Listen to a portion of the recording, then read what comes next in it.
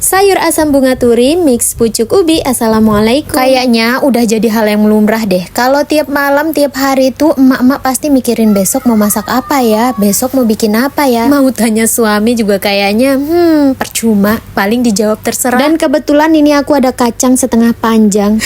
Gimana maksudnya tuh kacang setengah panjang? Pokoknya kacang ini deh, kalau di daerahku namanya antap. Tapi bukan antap yang belo itu ya. Berhubung ini tuh masih muda, jadi aku mau ambil bijinya doang. Besok aku mau bikin sayur asem. Kenapa aku bilang besok ya, sebenarnya hari ini, tapi ini ceritanya aku ngupasinya semalam guys, mumpung lagi ingat. Dibandingin sama biji-bijian yang kering, aku tuh suka sayur asem kalau ditambahin bijian yang masih muda kayak gini. Sedep deh. Jadi singkat cerita, ini tuh udah pagi, alias tadi pagi-pagi banget. Aku sama doi mau pergi berburu sayuran yang lainnya. Nanti mau aku sandingin sama biji-bijian muda yang udah kita kupas semalam. Berhubung beberapa hari yang lalu tuh aku banyak banget lihat bunga turi di sekitar asrama. Alhamdulillah ini tuh pohon satu-satunya dan bunganya itu lagi banyak. Tapi kayaknya orang asrama itu nggak semua tahu deh kalau bunga turi ini tuh enak buat masakan. Mau ditumis, mau dioseng, disantan, diasam, pokoknya enak di segala masakan. Tapi beda-beda orang, beda-beda selera ya. Dan ini aku juga mau sandingin sama pucuk ubi. Mumpung pucuk ubinya lagi banyak juga. Jadi alhamdulillah rizkinya Isna. Kalian tahu nggak sih guys, kalau sayur asam orang Lombok khususnya, semua sayur itu bisa diasemin, bisa jadi sayur asem. Dan aku tuh dulu heran pas masih kuliah di luar daerah, itu tuh sayur asemnya tuh ada jagungnya, terus ada apanya lagi ya, ada wortelnya. Nah kan, sedangkan nih kalau di kampung halamanku kalau jualan sayur asem tuh paling ada terong bulatnya, ada cabai rawit muda, cabai hijau besar, terus ada apa lagi ya?